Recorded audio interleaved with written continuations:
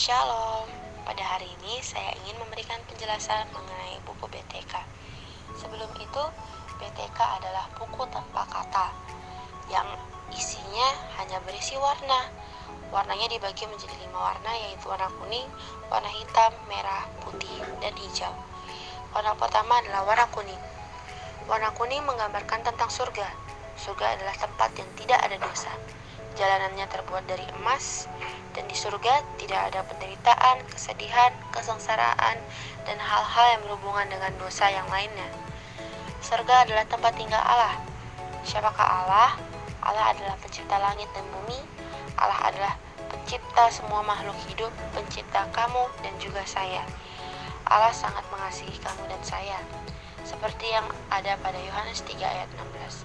Karena begitu besar kasih Allah akan dunia ini, sehingga ia mengaruniakan anaknya yang tunggal, supaya setiap orang yang percaya kepada yang tidak binasa, melainkan beroleh hidup yang kekal. Allah ingin suatu saat nanti kita tinggal bersama-sama dengan Allah di surga. Akan tetapi, di surga tidak ada dosa. Yang kedua, warna hitam. Hitam melambangkan mengenai dosa. Apa itu dosa? Dosa adalah segala sesuatu yang kita pikirkan, yang kita ucapkan, yang kita lakukan, yang tidak menyenangkan hati Tuhan Yesus. Contoh dosa adalah mencuri, berbohong, memukul teman, melawan orang tua, dan masih banyak lagi. Manusia lahir dengan keinginan untuk berbuat dosa. Pada Roma 3 ayat 23, karena semua orang telah berbuat dosa dan telah kehilangan kemuliaan Allah. Maka dari itu, kita tidak bisa ke surga. Akan tetapi, Allah sangat mengasihi kita, dan Allah tidak mau kita dihukum atas dosa-dosa kita. Yang ketiga, warna merah. Warna merah mengingatkan kita pada darah Tuhan Yesus. Allah sangat mengasihi kita, dan Ia rela memberikan anaknya yang tunggal untuk menyelamatkan kita. Tuhan Yesus datang ke dunia sebagai bayi yang mungil. Tuhan Yesus adalah anak Allah yang sempurna dan tidak pernah melakukan kejahatan. Pada saat Tuhan Yesus dewasa, banyak orang yang membencinya karena dia memberitakan Injil di mana-mana.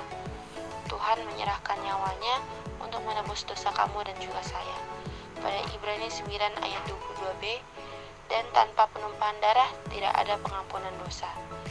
Hanya darah Tuhan Yesus saja yang dapat menghapus dosa kita. Dia mati, dibangkitkan, dan naik ke sorga pada hari yang ketiga. Tuhan pergi ke sorga untuk menyediakan tempat untuk kita tinggal dengan Allah. Dan hanya Tuhan Yesus saja yang dapat mengampuni dosa kita dan tidak ada yang lain. Yang keempat, warna putih. Putih melambangkan mengenai kesucian. Di surga, Allah mau mengampuni dosa kamu. Pada Yohanes 1 ayat 12, tetapi semua orang yang menerimanya diberinya kuasa supaya menjadi anak-anak Allah, yaitu mereka yang percaya di dalam namanya. Percaya Tuhan Yesus dan menjadi anak Allah. Percaya artinya mengaku bahwa kita orang berdosa. Percaya Allah telah mengampuni semua dosa-dosa kita dan memilih Tuhan Yesus untuk menjadi Tuhan dan Juru Selamat. Maka dari itu, kita akan menjadi anak-anak Allah. Sekarang kita adalah anak Allah. Kita sudah jadi anak Allah dan Tuhan berjanji untuk tidak meninggalkan kita. Ada janji Tuhan untuk kita dalam Ibrani 16 ayat 5c dan 6b. Ibrani 16 ayat 5c. Tuhan Yesus sekali-kali tidak pernah meninggalkan saya. Ibrani 16 ayat 6b. Tuhan Yesus adalah penolong saya. Allah akan selalu menolongmu dan memberikan kekuatan untuk melakukan hal yang benar. Ketika sudah jadi anak Allah, Allah ingin kita terus bertumbuh dan mengenal Allah lebih baik lagi. Warna hijau. Kita sudah percaya Tuhan dan kita perlu bertumbuh secara rohani. Warna hijau berarti bertumbuh secara rohani. Dalam 1 Yohanes 1 ayat 9, jika kita mengaku dosa kita, maka Ia adalah setia dan adil, sehingga Ia akan mengampuni segala dosa kita dan menyucikan kita dari segala kejahatan. Ketika kita sudah menjadi anak Allah, kita harus cepat berdoa dan meminta ampun pada Allah untuk bertumbuh ke tahap level yang lebih lagi.